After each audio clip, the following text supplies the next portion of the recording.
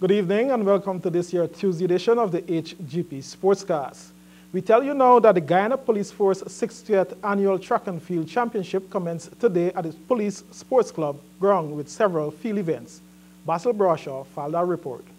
Slated to run over 3 days, July 22, 23 and 25, the 60th Annual Guyana Police Inter-Unit Athletics Championships began today with several heats and finals on day one. Coordinator Mark Watts, while listing several of the events over the 3 days, gave an insight into the more competitive races to come. Tell us what's happening here today. Yes, today we are having our inter-unit police annual track and field athletics championship. It started on Sunday with a road race. Today we are having a few finals and most of the points. Well, many persons, they like to see the 100 meters, that's the blue ribbon event, but also the activity that bring a lot of fun to the whole situation is the tug of war. People like that a lot. The final of the female long jump was competitive. The eventual winner was Tandika Burgess of A Division Brick Dam, who jumped 5.95 meters. She spoke with HGP Sports. It was hard, training hard every day. A great latka is my PB. Tracy Moses was second with 5.29 meters and C. Fraser third with 4.99 meters. Several heats in the male and female categories were staged today, along with the male long jump in both the A and B classes. The male discus A class final was won by W. Duncan with a throw of 31.89 meters. Second was G. Harper and third C. Leacock.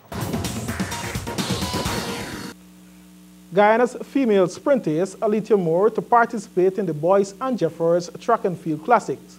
She also spoke of her scholarship in the USA. Here are details. The Guyanese sprinter Alita Moore, who is one of the 4 who had qualified for scholarships in the USA, is currently pursuing studies in the field of criminal justice. When asked why that field was chosen, because criminal justice is close to policing, and I was a police and I like policing, so I decided to choose criminal justice. Moore commented on how it is for her to be practicing on the synthetic track.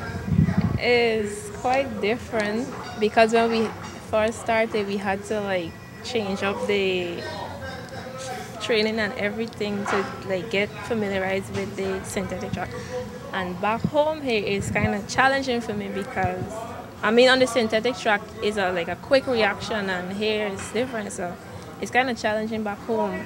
Moore, who is champion over the 100 and 200 meters, is now training for the 400 meters. She explains. It's not that I like the 400, but I have to do it because when you look at it, it's easy to cut times off of 400 than a 100 and 200, and in America, everybody sprints, so it's easier to qualify in meets and games and so on in the 4. Moore is left with 1 semester and a year's studies and wishes to further her studies at a university. She will compete in this year's Boys and Jeffers Track and Field Classic meet on August 16 and 17 as defending female champion athlete. And finally, we tell you that double champions Jamaica face arch-rival Barbados in the regional under-19 cricket tournament, which opens today at the Enmore and Everest Ground and the Providence Stadium. Here is more.